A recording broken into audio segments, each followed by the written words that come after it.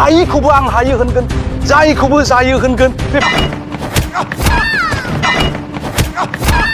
फ्रोमबो बर' इन्टेलेक्चुवेला मोनसे नङा मोनसे पार्टिजों बिसोरो पलिटिकेलि जड़ित जानानै थायो माने बायास जाना दङ आरो इउपिपिएलआ दिनै अपेन फैनानै एसटि होनो मोनाबो होननो हाया एसटि होनांगौबो होननो हाया बिपिएफआबो बायरायाव फैनानै एसटि होनो मोना आरो एसटि होनांगौबो होननो हाया होमब्ला सोरबाया बिपिएफआव दङ बे बर'नि इन्टेलेक्चुवेलफ्रा सोरबाया इउपिपिएलआव दङ सोरबाया उमुगाव दङ दा बे जानो थाखाय नोंथाङा जेबायदि आसा खालामदों गर्जन मोसाहारि बिथांनि स्टेन्डआ मा जों मिथिनो लुबैदों दा एसटिनि बेलायाव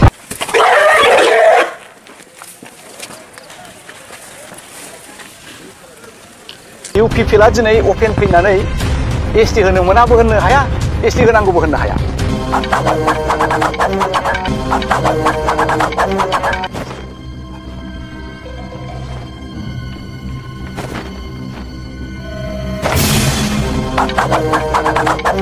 बे हाग्रामाखौ खनसे नङा खननै नङा जोखोलै जोदावलाय फिउ जोहरबाय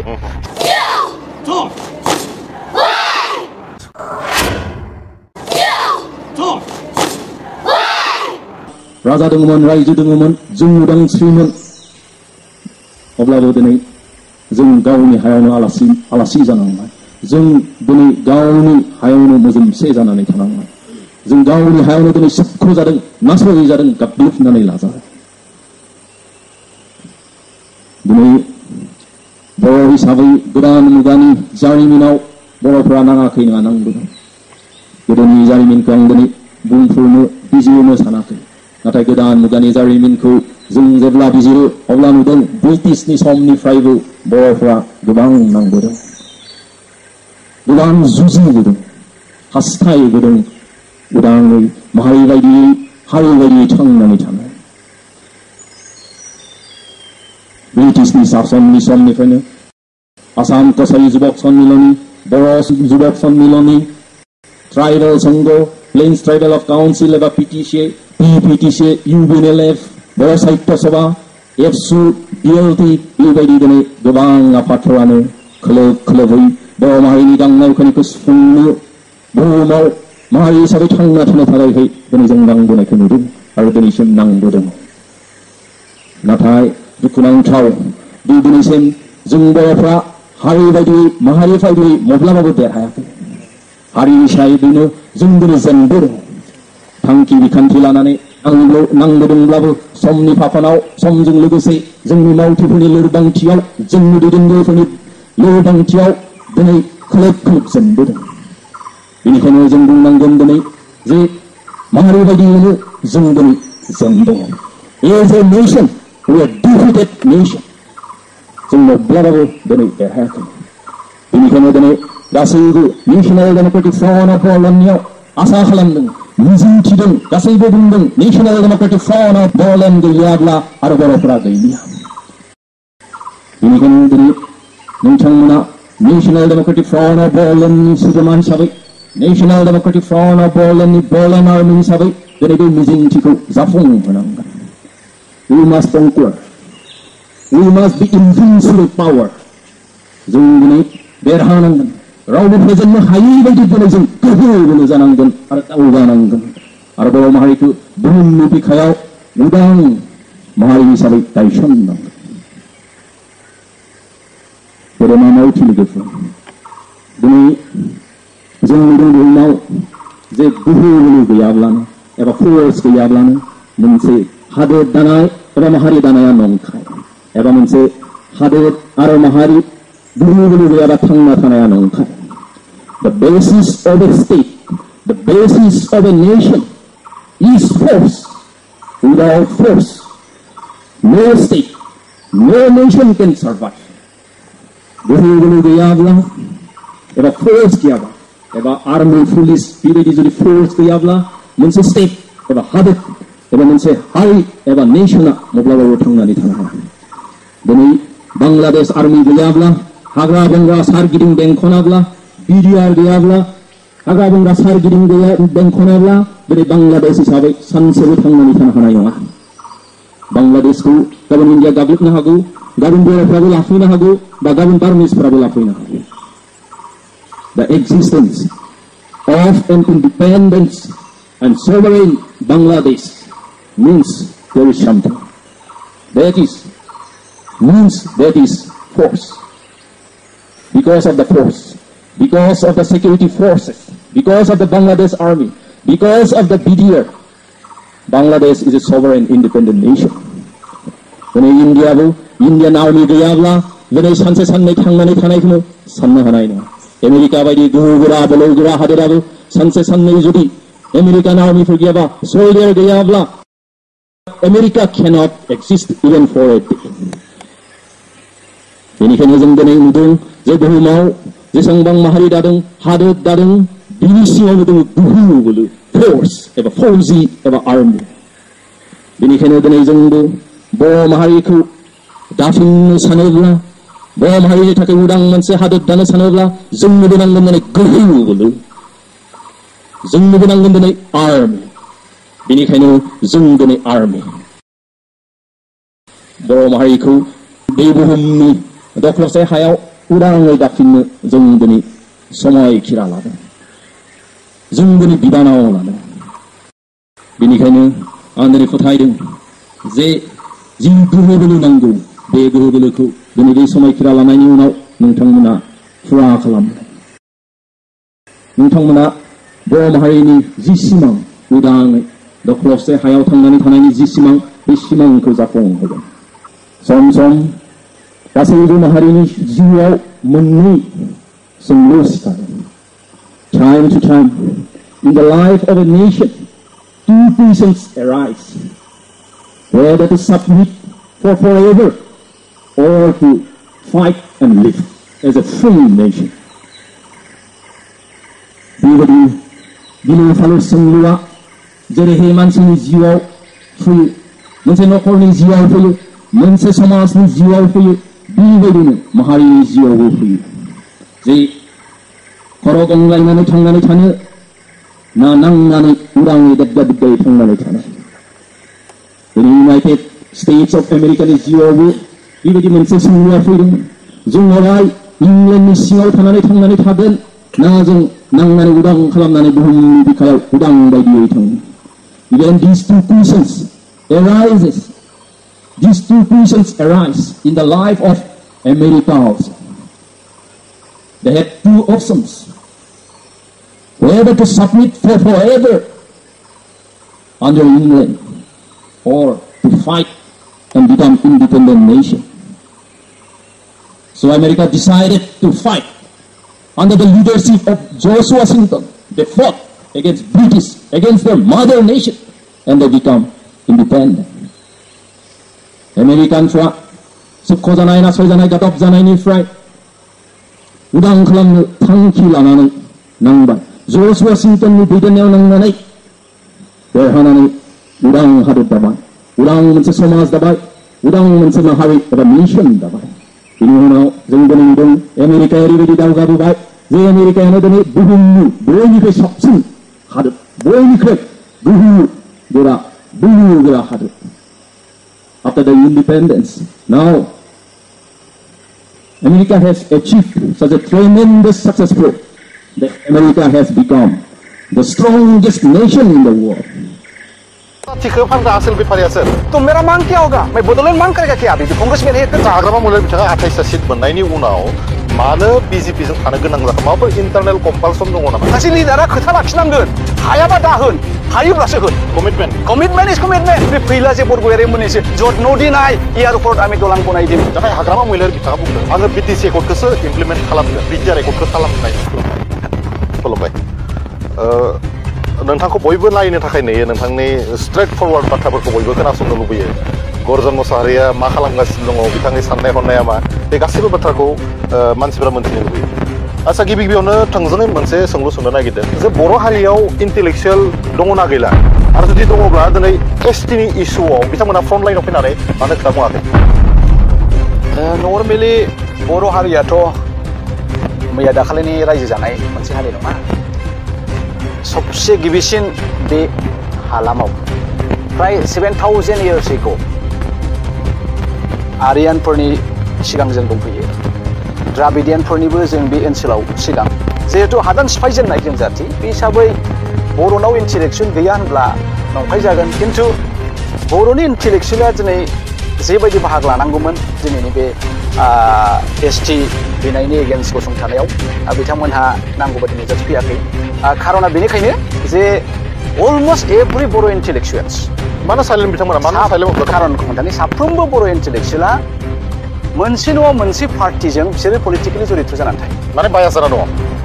आरो इउपिपिएलआ दिनै अपेन फैनानै एसटि होनो मोनाबो होननो हाया एसटि होनांगौबो होननो हाया बिपिएफआबो बायरायाव फैनानै एसटि होनो मोना आरो एसटि होनांगौबो होननो हाया होमब्ला सोरबाया बिपिएफआव दङ बे बर'नि इन्टेलेक्सुवेलफ्रा सोरबाया इउपिपिएलआव दङ सोरबाया उमुगाव दङ दा बे जाहोननि थाखाय नोंथाङा जेबायदि आसा खालामदों गर्जन मोसाहारि बिथांनि स्टेना मा जों मिथिनो लुबैदों आङो सिगाङावहाय कंग्रेसआव थानाय समावहाय सबसे गाज्रिसिन मोनजानाय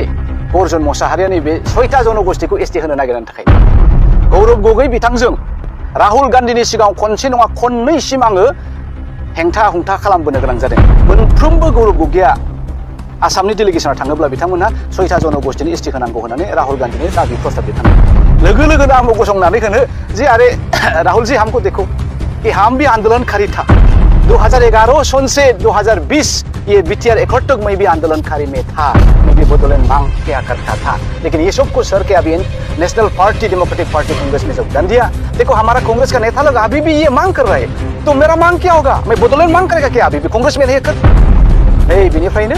गौरब गगैजों गाज्रि मोनजाखानाय गरजना आङो जेरावखि था इउपिपिएलआवनो जा बिपिएफआवनो जा आंनि स्टेटआ बेनो एसटिखौ जों होनो मोना हारिनि थाखाय जे सिं सिं नोंथांनि खामानि मावनाय बेफोर बाथ्राखौ नोंथाङा मानो बुंना लायाखैमोन सिगां समफोराव नङा बुंनायजोंथ' जाया मावनानैबो दिन्थिनांगोन गर्जना हारिनि थाखाय मावनो जेबायदि प्लेटफर्मखौ मोननांगौमोन आं बै समाव मोनखायाखै एनडिपिजों जयेन्ट एक्सन कमिटि जानाय समावबो आङो बेबायदि नांगौ बायदि प्लेटफर्मखौ मोनखायाखैमोन दा बिपिएफआव थायोब्लाबो आङो बे प्लेटफर्मखौ मोननाय नंखायामोन इउपिपिएलआव फैबाय आं दिनै बाहायबो आङो मोनखानाय नङा दा बै आंनि थासारिमोन जेब्लानाखि आं कंग्रेसआव फैदों जा एसे सुबिदा मोनदों आं बाहाय मावनानै दिन्थिदों जे गर्जनाबो नांगौ बायदि खैफोद आफोदनि समाव हारिनि थाखाय बाहायजायो एमपि इलेक्सनाव बेसे भट मोन्दोंमोन नोंथाङा थांनाय एमपि इलेक्सनाव 1,22,000 माखासेयानो बुङोमोन नोंथांखौ जे नोंथाङा फेक्टर नङा होननानै 1,22,000 बोरै भट मोनगोन ना मानसिफ्राथ' बुजिया जोंनि रायजो राजाया नुब्लासो बुजियो नालाय आंबो बारा फ्रन्ट लाइनाव फैखायाखैमोन बेसिकेलि आङो धर्मीय लाइनाव थांनानै दंमोन ओंखायनो हयथ' गोबां मानसिफ्रा जेब्लानाखि आं कंग्रेसआव थानानै बिराद खोथा बुंबाय थादों हारिनि जानानैबो गोबां समयसायावहाय बे एनडिपि गावथारबा बिथांमोननि जानानै आं गोबां खोथा बुंदों नानानथा प्रग्रामाव सेंग्राफ्रा कमेन्टफ्राव हरो आदा गर्जन नों गोदो आन्दलनाव थानाय समाव नोंनि गियानखौ नों थफ्लाजोबनानै दोनदों नामा गोबां खोथा आচ্ছা हाग्रामा मुलारि बिथाङा 28टा सिट मोननायनि उनाव मानो बिजेपिजों थानो गोनां जाखो माबाफोर इन्टारनेल कम्पालसन दङ नामा बेखौलाय आङो कंग्रेसआव थानाय समावबो दोखो होनबोबाय थाखादों जे हाग्रामाखौ खनसे नङा खननै नङा जोखोलै जोदावलाय फिउ जोहरबाय थेवब्लाबो बे बै सैमाफ्रा बिगोमाजों गाज्रि मावनानै बुजानानै खायां होननानै थांसै ओमफ्राय उनाव लान्जाय फेब्रब फैफिनसै बे आखलखौ बियो लाफिन होननानै आं बेखौनो खालामबाय बियो दिनैहाय 28टा मोननायनि उनाव वाट प्रभकिं दा बेनोब्ला जोंनि गलामिया जोंनि आन्चलिक दलनि गलामिया बेनो बिपिएफआनो जा इउपिपिएलआनो जा माने सिट जानो थाखाय माबेबा मोनसे नेशनेल पार्टिजों गलाम जानो गोनां थाथारनांगौ होननानै बिथांमोना सानो खारन बिथांमोननि केलकुलेसना किलु केलकुलेसन हायिखौबो आं हायो होनगोन जायखौबो जायो होनगोन बे फैला जे बरगयारि मोनैसो जद नदिनाय एयारपर्ट आमी दलां बनायदिन जोंनि माखासे इलेक्सन केम्पेनफ्राव नोंथाङा नुबाय आपनार एसटि ना लागे रायजो राजाफ्रा बारा बिथांनि बुंनायखौ मानियाखै ओइ एसटि लागे फार्स्ट ना माथि लागे फार्स्ट बे प्रभकिं नङा होमबा जेराव गाव बुंनांगौआनो गैया आरो बुंनो नाङा बेखौ सासे बर'नि दैदेनगिरि आन्दोलनकारि हिसाबै दा बेफोरबायदि माखासे आनवान्टेड एलिमेन्ट जायखौ खर'आव लानानै नाङै समाव बुङो बेफोरनि अब्लिगेसननि थाखाय बिथांमोना दिनै सोरनिबा गलामि जानांदों आচ্ছা बड'लेण्ड मुभमेन्ट जाबा गर्जन मोसाहारि बिथाङा बड'लेण्ड मुभमेन्टआव ओंखारफिननो हागोन ना हाया रायजो राजा बिथांमोना सोंफिननो खनसेबाव बड'लेण्ड मुभमेन्टआथ' जोंनि जुदि जाफिनोब्ला बेयावनो थाखानाय नालाय गथ' गथायबो देरखाजोब्बाय जिन्दगि गैयाखै हारिनि थाखाय मावनाया सबसे देरसिन जायो बेनो प्राइम मोनसे दायित्व जायखि जेरावखि जोनोम मोना मानो बे हिसाबै नांगौ जायोब्ला I am ready to give आচ্ছা बर' जाति दाबाना बेसे स्ट्रं दिनैनि तारिखाव बर' जातिया थुब्ला गावस्रानाय बायदि एसे मालाबा फिल जायाना जे इउपिपिएल बिनो होनो मोना बिपिएफ बिनो होनो मोना इउपिपिएलनि समाव साख्रि थिसनब्ला बिपिएफआ दानगारनो नागिरो आमुगनि समाव साख्रि थिसननो नागिरबा आमुगा दानगारनो नागिरो बेयावथ' बर' मानसिफ्रानो बा बर' लाइमोन सेंग्रा सिख्लाफ्रानो माखासे साख्रि बेखौ मानो दानलायनो नागिरनाय नोंथाङा जाथि दाबादा खम जालांबाय नामा नोंथाङा बिपिएफनि सेन्ट्रेल अफिसाव थां नोंथाङा इउपिपिएलनि सेन्ट्रेल अफिसाव थां बिथांमोननि अफिसनि महरानो गैया बिथांमोननि पार्टिया कन्स्टिटिउसनानो गैया दा थिग बेबायदिनो जे बिपि पार्टिहा गावनि थाखानाय कन्स्टिटिउसन गैया अफिसा माबायदि सालायनांगौ बिनि आब्रुथियानो गैया बिनि महरानो गैयाबा बे एखे जिनिसा इउपिपि लावनो दङ दा बेखायनो माबाबा सोरबा बुंदोंबा माबेबा सोरबा मावदोंबा कन्स्टिटिउसननि अब्लिगेसन नङा जे जों बेखौ लाखिथारनांगौ दा बेनो आरो दा ओंखायनो आं होनोसो लुबैदों दिनैहाय आं इउपिपिआव दङ बिथांमोननो बेसेबां गाज्रि मोना खिन्थु आं मिथिगौ जोंनि इउपिपिनि लिडारफ्राबो वार्कारफ्राबो बे खोथाखौ मोजां मोनगोन जे मोनसे पार्टिहा पार्टि बायदि जुदि महर लानानै गसंबाय थानांगौबा फार्स्ट एन्ड फरमस्ट नोंनि संबिधाना रोखा जानांगोन पार्टिनि आयेन खानुना रोखा जानांगोन बेनिफ्राय अफिस प्रेसिडेन्ट जिरायग्राया बबे प्रेसिडेन्ट जिरायग्रायानो साजायनाया मिनिमाम आरो मेक्सिमाम बेसेबां माबायदि जानांगौ आईटी सेला बहा जिरायगोन ससियेल मिडिया बहा जिरायगोन एसटी सेला बहा जिरायगोन ओबीसी सेला बहा जिरायगोन महिलाया बहा जिरायगोन बेफोरखौ थख' खालामनानै होगोरलाय बेनिफ्रायसो जे बिथांमोना अफिसियेलि संबिधाननि नैबे खामानिखौ मावबोदोंमोन रायजो राजानो खोथा होदों दा बे जिनिसखौहाय जुदि सिगाङाव मावनायखौ नुयोमोनब्ला बिपिएफखौहाय इउपिपिएला हयथ' बिथांमोननि खोथाखौ लानानै बा बिथांमोननि साख्रि होनायखौ हयथ' हेव खालामनाय नङामोन दा बे एखे जिनिसखौ बिपिएफआ रिपिट खालामबाय आरोना दा गिभ रिसपेक्ट टेक रिसपेक्ट होननाय बायदि सिगाङाव बिपिएफआ मावबोबाय आरो इउपिपिएला बिपिएफखौ खिथेर लाबाय आरो दा इउपिपिएला जेननानै बिपिएफआव फैलायबाय बिपिएफआ इउपिपिएलखौ खिथेर लाबाय दा बे मोनसे रोखोमनि जों लाइमोनफ्रा एसे भिक्टिम जायाखैना बेयाव लाइमोना भिक्टिम जोंनि फिउचारा भिक्टिम बे ननसेन्स टाइप लिडार जानानै लिडारनि रलखौ लानो रोङा ननसेन्स टाइप इरेसपन्सिबल खोथाफोरखौ बुंलाबायो सासे लिडारा माबायदि जानांगौ फालाय सासे लिडारा खोथा लाखिनांगोन हायाबा दाहोन हायोब्लासो होन कमिटमेन्ट इज कमिटमेन्ट गावनि लाइफखौ होनानैबो कमिटमेन्ट खालामनांगौ आं बेबायदि जाजानो लुबैया खारन बेयो गायजाजेननायल' बर' हारिया दिनैसिम अन्थाइ इथा होजेननायल' दा बेवहायनो जुदि बेबायदि गुनजेरा अरोब्ला आनवान्टेड एलिमेन्टआ पारासाइटफ्रा बिजारा हाबनानै थायोब्ला जोंनि भबिष्यतआ माबायदि जागोन दा बिथांमोननि फाउन्डेसन होनायाव भबिष्यतनि फिसाफ्रा माबायदि गोजौ थाला लुखोलांगोन दा बेनो बिपिएफनि प्रथम फाउन्डेसनानो रंखा इउपिपिएला गोदान सिफायनानैसो लुफैफिनदों आरो दिनै इउपिपिएल लुनायखौ बिपिएफआ खनसेनो जोफ्रुजोबनानै गोदान बेलाय माबासो जाहैबाय बै सागोर सेराव बालायाव गथ'फोरनि न' लुनाय आसोल बेपारिया सोर सरसा सोलियो बिथाङा जातिखौ फानबाय पेपाराव नुलायबाय जे बिश्वजित दैमारिया बै समावनो एसटि होनो थाखाय सोरबा सेन्ट्रेल मिनिस्टारनि खाथियाव बिथाङा एसटि बिग्रा जाय माने 6 कमिउनिटि दं बिथांमोननि डेलिगेसनखौ लांदों बेराफारसे हाग्रामा मुरिया बिथाङा मिटिं दाथियाव थांनानै जायखौ नोंथाङा बावैसो मेनसन खालामबाय बेबायदि माने अफार होदों दा आसोल बेफारिया सोर बर' जातिखौ फानग्रा आसोल बेफारिया सोर ओरै जादों आं रावखौबो बेफार ओरै होनो लुबैयाखै दा बांद्राय पलिटिकेल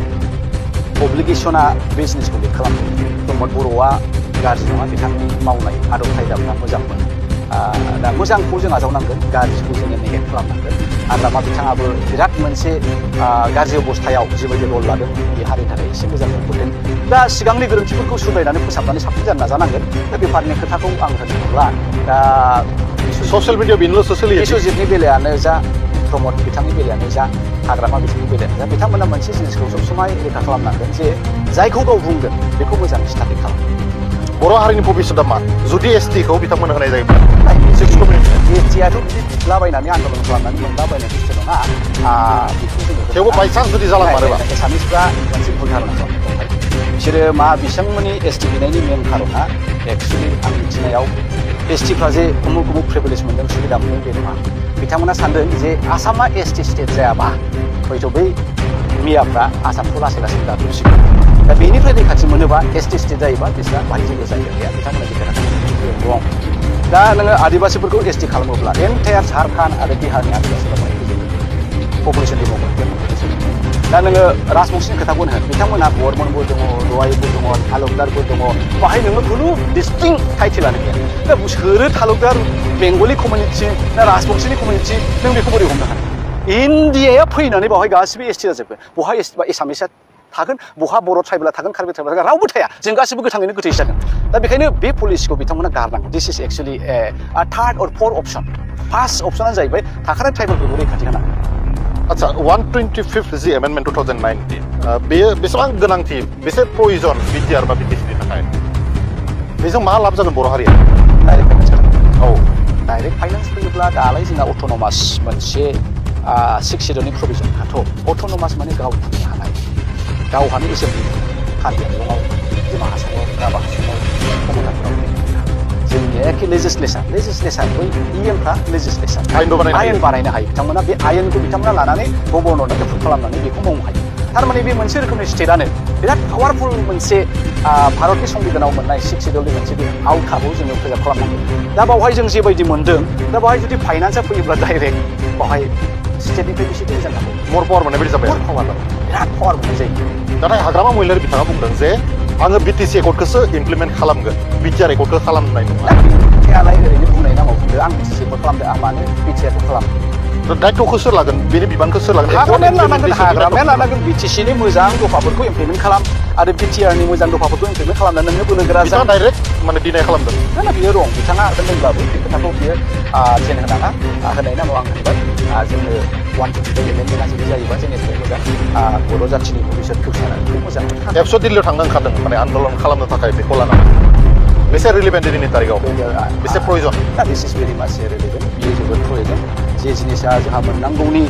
फारियाव दंखायोबा जों बेखौ बुजिनानै लागोन आदाय खालामनानै लागोन दा बेवहाय हाग्रामाया मदद होनांगोन गासै बर' रायजो राजानि दा बर'फ्रानो जे खावनै जानानै दङ मोसाहारि नोंथां बेनि बेलायाव बर'फ्रानो थब्ला खावनै गावस्रानानै दा जेरेखम एसटिनि बेलायाव जों फ्राय रुजुआनो जाबाय दा बेबोथ' जोंनि मोनसे मोनथायसो ना बिपिएलनि आচ্ছা बिपिएफ राजखान्थि हान्जाया मा लस जागोन जुदि 125 एमेन्डमेन्टआ डेभेलपमेन्ट जायो जेबो लस जाया बास प्रेक्टिस मेटार I am Hagrama Mohilary why should I bother what is done in BTR accord I will do what I did दा बेबायदि लाबा बोरै जानांगौ जाखो बिथांमोना पलिटिकेलि पार्सनेल रिभेन्सनि थाखाय माने बहाबा नङा बहाबा हारिनि इस्युफोरखौ एसे बेनोथ' गाज्रि साइडलाइन खालामना दोनदों बेनोथ' गाज्रि बेखायनोथ' जोङो गुरै जानांगौ बेखायनोथ' जोङो नरम जानांगौ आङो होनदों प्रथम आं इउपिफोराव जइन जाबा मोननैसो खोथाखौ आङो लादों जे गेदेरफोरखौ आं मान होगोन उन्दैफोरखौ आं अनगोन बेनो जों बयबो हारिनि बान्दासो जों हारिनि दाहोनासो इएम जानाया एमसिएलए जानाया बिटिसिनि चिफ जानाय सिएमआ बे राजानि मानसि नङाथ' बियो 5 बोसोराव आंनो रायजो राजाया मावनो दायथ' होदों आं बेखौ एखे मोखां सोमलायथारनोसै जानजि खाफाथारनोसै जेसे हायो एसे आं मोजांखौ मावनोसै 5 बोसोरनि उनाव जेनफिननोबो हागौ थाबाथ' मोजां वेल एन्ड गुड दा बेफोरखौसो लानांगौ जोंना माबा देरहानाय लोगो लोगो दासो मोनथारदों आंनि मासिखौ दा आं मोनबाय नालाय आं गोसो बायदि खालामगोन हौवाय दा बेफोर जिनिसखौ माखासे जोंनि बै वार्कारफ्राबो बिराद प्रभक खालामो लिडारफोरखौ लिडारफ्रा बेखौ हेन्डेल खालामनांगोन after all U R A leader सनापुरनि जा मास गेदारिं जादोंमोन सिसिटुवानि आन्दारावहाय बेवहाय राभा हासंनि सिबा गांगां नुमाया एसटि आं एसटि जि माने मानसि हिसाबै सासे दैदेनगिरि हिसाबै आङो गुबुन मोनद' जौगानाय हारिखौ एसटि होनायाव टटेलि अपस खालामो आङो दानि ट्राइबेलफोरजों एक्जिस्टिं ट्राइबेलजों स्टेन्ड जानानै दङ अब्ला जोंनि जायफोरा बारग' सिफ दा सिफ जाना थानाय बिथांमोना मानो बिथांमोन बायदि स्टेन्ड होनो हाया दिनैसिम टंकेश्वरा माबायदि मानो जानो हाया दिनैसिम 6था जन'गोष्ठीनि एसटि होनायनि एगेन्स्टआव सोरबाया सबसे देरसिन भइस होदोंबा टंकेश्वरा खारन बेनो ना अब्ला हाग्रामा महिलारि बिथाङा मानो हाया बिश्वजित दैमारि बिथाङा मानो हाया आरो माखासे लिडारफोर मानो हाया मा होनदों माबाया दानि एक्जिस्टिं एमएलएफ्रा जायफ्रा बर' एमएलए दङ जायफोर ट्राइबेल एमएलए दङ स्पिकार दङ डिपुटि स्पिकार दङ बिसोरो सासे एमएलएआ जुदि होनजेनबायबा आंनि भटआ मा जायो मा जाया बे गिदिर बाथ्रा नङा 6था जन'गोष्ठीनि एसटि होनायाव आंहा एगेन्स्ट स' आं व्यक्तिगत आङो बेनि एगेन्स्ट बास बे सासे एमएलएआ जुदि बे बाथ्राखौ बुंजेनबा गुबुन एमएलएआबो हाइनि रिजोना मा बे रिजोनखौ हाइनि रिजोना सेल्फिश बिथांमोना सानबाय जे आङो बेनिफ्राय जुदि बोखाय जानांगौबा आङो बेनिफ्राय नारखाय जानांगौबा आं माजों जागोन रेसनानो बन्द जागोन दा बे जिनिस आं आखायनो अखालि एबसुखौ डाइरेक्टलि नङाबो इनडाइरेक्टलि मोनसे रोखोमनि क्रिटिसाइज खालामनाया नोंथांमोनानो सोंदों जे स्टुडेन्ट इउनियनखौ नोंथाङा मानो दुसिदों आरो स्टुडेन्ट इउनियन मालाय मा जानो स्टुडेन्ट इउनियना बबे बेकग्राउन्डनि स्टुडेन्ट इउनियन नोङो अल बड' स्टुडेन्ट इउनियननि सेंग्राफ्रा साख्रि बाख्रि गैयैजोब बिसोरखौनो मा खालामदों बयबो सिमां नुयो आङो हिन्जाव लागोन बाइक मोनसे लागोन आङो हिन्जाव लागोन गथ' सानै लागोन फेमिलि जागोन आं कार लागोन दा बे सिमाङा थायो नालाय जोङो मालाबा कमप्रमाइज खालामनो गोनां जायो अब्ला जोंनि मेक्सिमाम लिडारफ्रा बेबायदि कमप्रमाइज खालामनो बायद'था जाजोबो दा बेखायनो साफ्रोमबो लिडार जानो नागिरदोंबा बेयो मावथि जानांगोन दायबद्धता गैया नामा बिथांमोना दायबद्धताया दङ दायबद्धताया मानो गैया जानो मानो खारखोमानो नागिरदों बिथांमोना बेथ' सेल्फ इन्टारेस्टआ थागोन बेनि बादैबो जातीयताबादि मोनसे दायबद्धता मोनसे रेसपन्सिबिलिटि दिनैहाय रुबुल भाइ खारखोमानायनि बाथ्राखौ आं सोरखौबा दुसिनो नागिराखै जोङो आवासियाथ' खारखोमानो नागिरनाय गावखौ बासायनाय जायाखै जोंनि परिबेसखौ जोङो फोसाबनानैसो लानांगोन लिडारफ्रा बुंजेननांगोन लेखा गोरों मानसिफ्रा जायफ्रा एखेबारे गावनि आथिङाव गसंनानै दङ बिसोर फैगोथों बिसोर बुंगोथों दा बैफोरबायदि मानसियासो एरसोनानै थादों बेफोरबो एमएलएआल' होनथारनांगौ बेबो नङा ना मेरला प्रफेसारफोर दङ ना गेदेर मानसिफोर दङ आजिरा मोननायफोर दङ बिथांमोना मानो फैयाखै मानो होनाखै बे हाग्रामायानोल' होनांगौ नामा बे प्रमदाल' होनांगौ नामा बे गरजलाल' होनांगौ नामा आं साननैसो सिरि थांदों बेनो गरजनाल'थ' बर' नङा मेरला बर' दङ बयबो होननांगौ बयबो होननो हायो मानो होनाखै जोंनि नोङो फेसबुकाव नोङो बे माबा मा होनो नेटआव बिराद हिनजावफ्रा गाव गावसिनि नंखाय बाखायफोरखौ दिन्थिग्राफ्रा रावबोथ' बेनि जानानै होनाखै साफा सानैल' सोरबा देउरिनि सोरबा मिसिं मोनबे सिख्लाफ्रा बेसेबां नों बिराद मोजां बयजोंबो अनसायनायखौ मोनदों दा बे जिनिसा हारसिङै फैया बे जिनिसखौ मटिभेट खालामनांगौ आरो बे जिनिसखौ मटिभेट खालामनोबा जोंनि रोंगौथि गोनां सानसुमैफ्रानो बेफोरखौहाय मिटिं माथां खालामनानै बे वेबखौ लाबोनांगौ आरो बेबायदि जुदि सिरि सिरि थायोबा जातिनि क्राइसिसनि समाव बर' जातिनि भबिष्यतआ मा बर' जातिया ओरैनो फार्स्ट रेटथ' नङा बिराद स्ल'खा बर'आ मालायखौ दिगदार होनो नागिरा मालायजोंबो दिगदार होजानो बायो गासैबो जोबलांनायनि उनाव जुदि रिएक्सन मेक्सिमाम प्रभक खालामजायो अब्लासो जातिया सुथि दा बे मोनसे हेबिट बे थैयावनो फैनाय दा बेखायनो जोंनि फैबाय थानाय जेनेरेसनखौ जों फोरोंनानै गालांनांगौ बेखौ फोरोंनांगौमोन प्रमद बिथांमोनहा 5 बोसोर गभर्नमेन्टआव बेखौ फोरोंनांगौमोन हाग्रामा सारमोनहा 15 बोसोर गभर्नमेन्टआव नाथाय बिथांमोना फोरोंबोआखै दा बेनोथ' भुल लिडार जायोबा लिडार बायदि साननांगोन लिडार बायदि मावनांगोन लिडार बायदि लेखा फरायनांगोन लिडार बायदि बिहेभ खालामनांगोन जोङो बेखौ बुजिना लानांगोन नामा जायफ्रा दिनै पावाराव थायो बा थानो नागिरो बिथांमोना बहाबा नङा बहाबा जातीयताबादखौ बन्दक दोननानैसो पावारखौ लानो गोनां जायो बेखौ जों बुजिना लानांगोन नामा जोंनि माखासे बे लाइनाव सामखायनाव बन्दक रिलिज होनाय ओरै होयोब्ला जोङो ओरैसिगोन जोंनि बर'खौ जों प्रटेस्ट खालामो आंथ' बुंबाय थादों माखासे एरियायावहाय जोंनि बर'फ्रा बेफोरखौ बायस'नो खालामबाय थादों दा बेखायनो बेनिफ्राय बारग'नायनि पारमानेन्ट सलिउसनखौ जों नागिरनांगोन दा बेखायनो हाग्रामाखौ आं होनो लुबैदों बिथाङा जोंनि स्टेटआव माखासे मोजां आजिरा मोननाय लेखा गोरों आयेन खालाम गोरों बिथाङा एनजिअ थिम बानायनांगौ रिटायार अफिसारखौ ओमफ्राय बिसोरखौ बे प्रग्रामखौ खालामहोनांगौ हारिया आबाद मावनायाथ' गोबां डिसिप्लिन थायो दाउ अमा बोरमा माइ गायनाय माबा माबि बेफोरनिफ्राय लानानै बेफार बानिज्यआव जाथिखौ आगुयै गायसनग्रोनांगोन जेब्लानाखि जोङो जोंनि आथिङाव गसंनो हायो अब्लासो बै अबजेक्सनखौ कम्प्रमाइसनि गैया जालांगोन उदैयाव उखैबाय फिसायाबो गाबदों बिसियाबो खेव खेव होनबाय नों मा खालामनो दा बे जाहैबाय जोंनि थासारि दा बेनिफ्राय मुक्त मोनांगौ माने बे हादोराबो मुक्त मोना नाथाय जों जोबनाय फारसे फैदों गोबां बाथ्रा सावरायनो गोनां दंमोन नोंथांनिफ्राय माखासे बाथ्रा मिथिबावनो दङमोन गर्जन मोसाहारि बिथांनिफ्राय मोनसे पलिटिकेल मेसेज आङो पलिटिकेल मेसेजआ आं आवगायावबो होबोबाय थादों हाग्रामानिफ्राय एक नाम्बार आङो बुंबाय थानो लुबैनाया जे इजि मानि हाग्रामा सारनि आमोलावनो हाग्रामा बिथांनि आमोलावनो 15 बोसोर 17 बोसोर बर'नि आमोलाव बे न' सोरबा एमसि दा मा खिबु सोमाव न' बे 100आ जौनि न' बे 100आ बेदरनि खिबु सोमाव राननानै हरो फुङाव फैनाय मानिनो ओमफ्राय सानफ्रामबो फैनोसै मन्त्रि एमएलएफ्रा एमसिफ्रा गैयाबा बे बर' हिन्जावफ्रा दाउ फिसिग्रा बोरमा फिसिग्रा अमा फिसिग्रा गथ' गथायखौ 7टा 8टायावनो ओंखाम जाहोनो स्कुलाव थिनहरग्राया बे एमसिनिफोरनि न'आवनो 11टा 12टा बेखौ फोजोब दिनै सासे एमसिएलएआ दाखालि इलेक्सनावहाय 3 कोटि 4 कोटि 5 कोटि 6 कोटि गारदों अ दा हेल बहा मोनखो एफा बुरजा फैसाखौहाय मानो गारखो माब्ला खामायफिनगोन बेखौ सोर फोरोङा बेखौ सोर फोरोंबोआ बेनि रिसपन्सिबोला हाग्रामा सार बेखौ गैया खालामनांगोन बियो 10,000 फैसाजों इलेक्सन गेलेनो हानाय खालामनांगोन अब्लासो आं हाग्रामाखौ लिडार होननानै माने अब्लासो गरजनाखौ लिडार होननानै जोबोद साबायखर थाबाय गर्जन मोसाहारि बिथांनि जा गर्जन जोङो बयबो मिथियो दा बिथांनि जा गर्जन जाहाथे हाग्रामा महिलारि बिथाङा माखासे लिडारफ्रा खोनासङो